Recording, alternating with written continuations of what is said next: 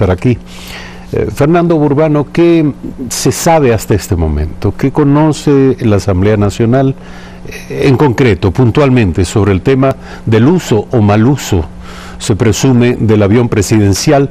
¿Y esto qué representa? ¿Qué significa en el contexto de toda esta corriente de lucha contra la corrupción y contra el abuso sobre los bienes públicos? Buenos días. Gracias, Eduardo. Un buen día a nuestros compañeros de mesa. Mire, es sumamente preocupante porque el uso de los bienes públicos tiene que ser un uso pulcro. El funcionario público tiene que entender que los bienes que están a su disposición son para trabajar, para realizar un trabajo eficiente y no para usarlos de manera discrecional o para otros fines. Al parecer, por la información que ha llegado a la Asamblea Nacional pedida de manera oficial, el avión presidencial pudo haberse desviado para otros temas. ¿Por qué razón? Porque aparecen en sus hojas de ruta destinos que quizás no eran los que se requerían las altas funciones del Estado, incluso viajes en los cuales solo iba la tripulación. Esto ya genera un indicio de que no se usó responsablemente los bienes del Estado. Pero por otra parte, yo le diría que esto demuestra en un tiempo de austeridad en el que estamos viviendo, que en la época anterior el uso del poder encontró también simbolismos en tener grandes caravanas de lujo, vehículos de alta gama, la posesión de los edificios desalojados del feriado bancario, los mejores edificios para los ministerios, enormes oficinas para los funcionarios públicos. Es decir, esa representación del poder en el uso de los bienes estatales es lo que no está bien y no es lo adecuado. Hoy, en tiempos de austeridad, hay que dar un paso para atrás, hay que corregir eso. Creo que la Contraloría es la llamada a hacer esos correctivos en el uso de los bienes del Estado. Más allá, evidentemente, de cuáles han sido las connotaciones técnicas de la compra de los bienes y también, digamos, de cuál debería ser el análisis técnico de los recurridos que se hicieron. El avión presidencial fue utilizado, según la denuncia de César Ron, para realizar viajes, por ejemplo, a Belice. Es uno de los destinos que se menciona.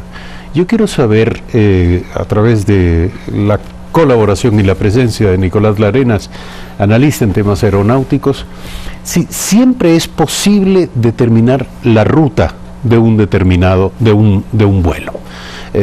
¿Es posible ocultarla? ¿O esto queda en alguno de los archivos de las organizaciones internacionales que se encargan de registrar la ruta, los itinerarios de los vuelos? Buenos días. Buenos días con todos. Hay que tomar en cuenta algo. Al ser un avión militar tiene un trato especial, pero la pregunta específica, sí, todo vuelo va a tener un registro. Sea tanto desde que despega de Ecuador al aeropuerto donde llega. Se llama un plan de vuelo. Este plan de vuelo siempre va a estar registrado en cada aeropuerto donde llegue el avión. Entonces sí, la pregunta concreta sí, siempre va a haber un registro de dónde ha aterrizado el avión. Claro, y habría que ir a cada aeropuerto donde presuntamente ha operado el avión presidencial, que hay que tomar en cuenta que son dos aviones presidenciales, uno es el Falcon 7X y el otro el Legacy 600, pero sí se puede saber exactamente por dónde ha estado el avión. Entonces la pregunta es al contrario, ¿es posible ocultar la ruta? No se puede ocultar. Si bien es un avión militar, el avión tiene que presentar un plan de vuelo. Aquí Y en el aeropuerto donde va a llegar. El aeropuerto, tanto bomberos, tienen que saber qué aviones vienen. Estos vuelos operan en plataformas especiales, pues generalmente son las plataformas de las fuerzas aéreas del otro país. Pero todo eso implica que tuvo que haber un registro donde aterrizó el avión. Es imposible ocultarlo. Yo quiero preguntarle respecto del valor de la hora de vuelo. No sé cómo se mide el costo en la operación de una aeronave de este tipo. ¿Es posible saber cuánto cuesta la operación del avión presidencial? De ambos, evidentemente. Bueno, claro, la hora de vuelo de cada uno de los aviones variará. Obviamente el Falcon 7X tiene 3 motores, por lo cual su operación es más cara que el Legacy, que tiene 2 motores. Entonces por ahí su hora de vuelo será más cara, uno que el otro. Un precio exacto no se lo puede dar, pero sí se puede decir que aproximadamente un avión privado, cada hora de vuelo tendrá un valor aproximadamente de $2.000 hacia arriba. Cambiará de la misión, dependerá de a qué destino aterrice, dependerá de cuántas personas viajen a bordo para el servicio de catering, o sea, de alimentación, cuánto combustible necesita, pero estamos hablando que tranquilamente una hora de vuelo puede costar $2.000 hacia arriba sin un tope definido. Fernando Burbano, asambleísta nacional, se presume que el avión, o se tiene ya información en firme, de acuerdo a lo dicho por los asambleístas, respecto de que los aviones presidenciales volaron solamente con la tripulación, sin pasajeros, a algunos destinos. ¿Qué se desprende de esto? ¿Qué se presume en torno a esto? Eso es lo extraño, porque si el objetivo era enviar una encomienda, hay un canal regular para enviar una encomienda. No se necesita enviar el avión presidencial, con toda la implicación que tiene ello, pues, ¿no? Existen muchas, digamos, ventajas y excepciones el viajar en un vehículo oficial, o en este caso en un avión oficial, al llegar a otro estado. Entonces, sí preocupa tremendamente, porque, diga usted, ejemplos anteriores, el uso de aviones presidenciales, el uso de valijas diplomáticas, han servido para otros fines. Es conocido por todos que en Argentina, el buscar y el rastrear la ruta del avión del presidente de la República permitió determinar la ruta del dinero de la corrupción, en gran parte. Entonces, sí nos dejan serias preocupaciones estos vacíos de información. Ahora, lo que dice el señor Larenas es cierto, hay un registro que tiene que dar fe también el Estado, la justificación de esos viajes. ¿Para qué se fue el avión solo? ¿Para qué viajaron a lugares donde todos conocemos que son paraísos fiscales y donde el anterior gobierno pues tenía puntualmente, digamos, ¿qué destinos? ¿A qué destinos? Por ejemplo, Belice, Panamá, Dubái, son lugares que en realidad incluso la ruta de las agendas de las comitivas del anterior régimen deben ser revisadas. ¿Cuál fue la gestión que se realizó?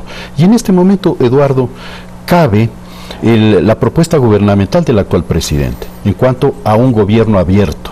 Esta modalidad que ya en otros países lo que hace es transparentar toda la información. ¿A qué niveles? Por ejemplo, un funcionario público tiene que rendir cuentas y decir cuál ha sido el objeto de la reunión con tal persona o con tal otra entidad, cuáles son los resultados, los compromisos, para que los ciudadanos lo conozcan.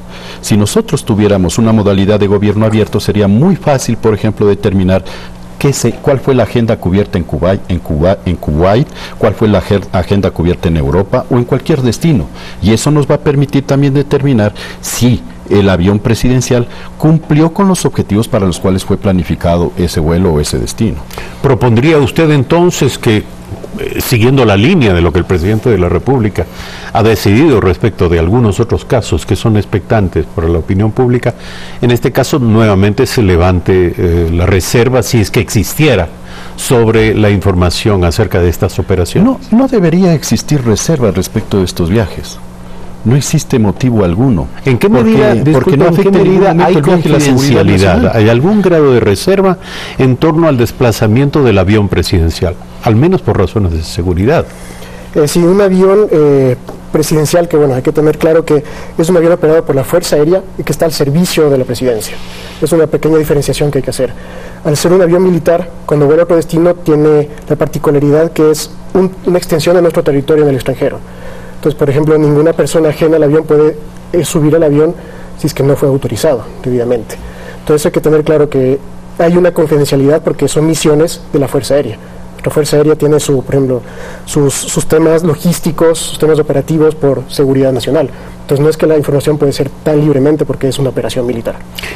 Pero todo es reservado hasta un día, evidentemente. Entonces, sobre este sigilo de existir respecto de esta información, usted propondría puntualmente que se ordene, que se decrete, que se abra la información. Si es que fuera una información de carácter reservado, desde mi punto de vista, no tiene sentido.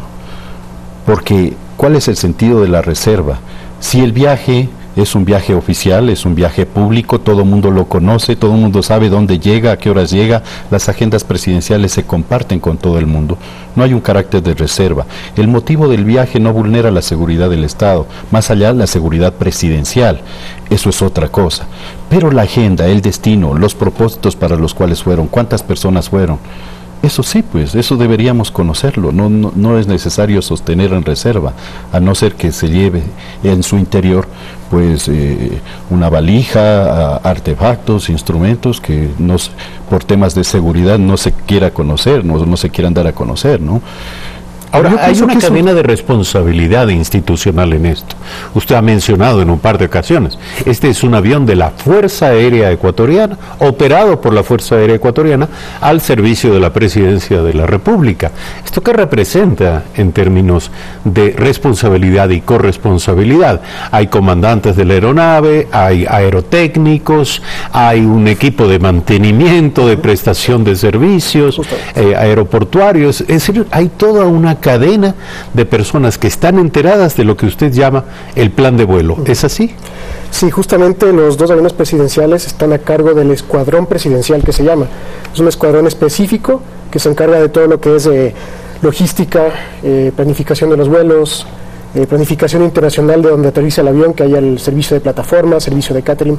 Es un escuadrón completo que está conformado por, no sabría el número exacto de personas, pero es un equipo grande que está a cargo tanto de seguridad y todo lo que es la planificación de un vuelo y mantenimiento de las aeronaves, obviamente. ¿Cuál es la autonomía de vuelo, aprovechando su presencia y su condición de analista y experto en temas aeronáuticos de estos dos aviones? ¿Hasta dónde podían llegar en sus recorridos? A ver, el Falcon 7X, que es el avión más grande, tiene una autonomía de 11.000 kilómetros. Entonces tranquilamente puede volar desde Quito directo hacia Europa sin ninguna escala intermedia.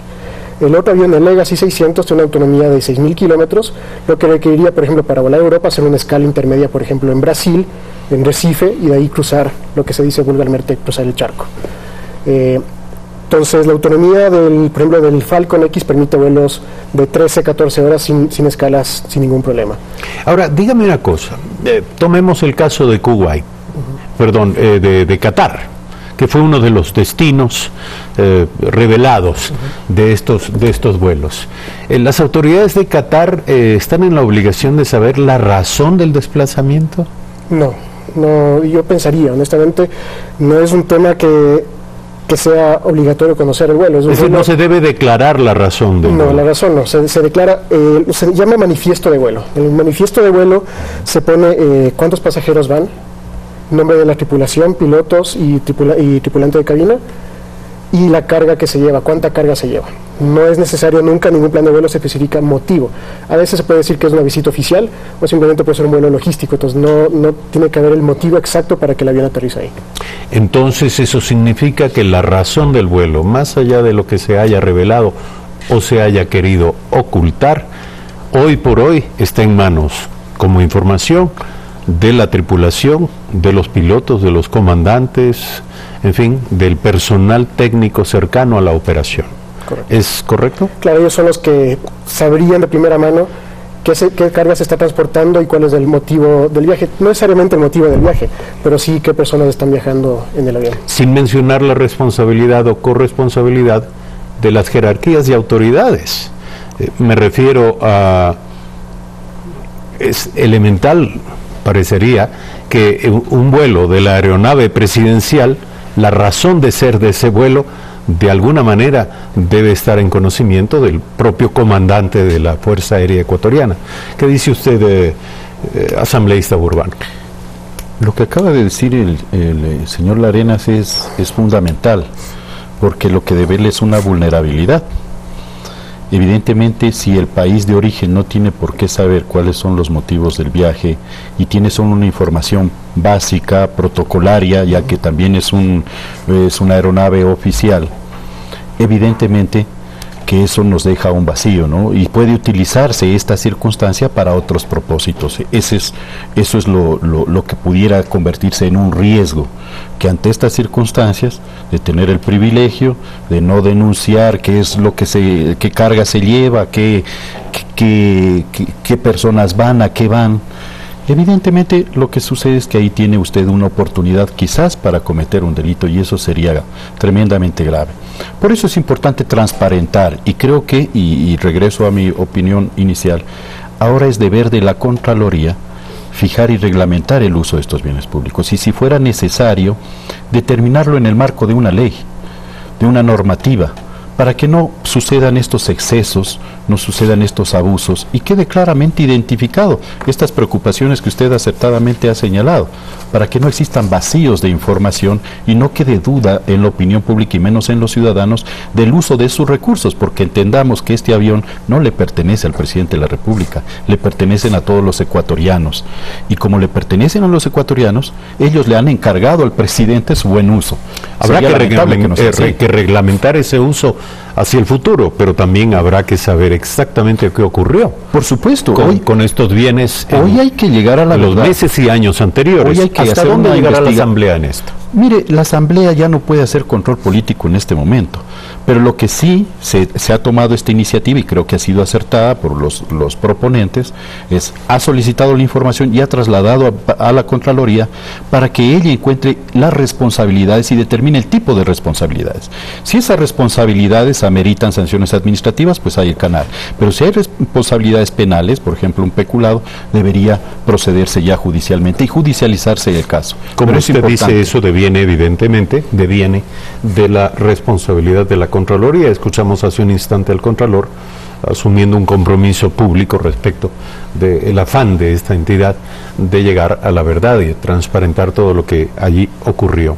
En términos normativos, ¿existe realmente un vacío de normas al respecto? ¿O sí hay protocolos claros y definidos para el uso y para impedir el abuso, por cierto, de recursos como estos, los aviones presidenciales?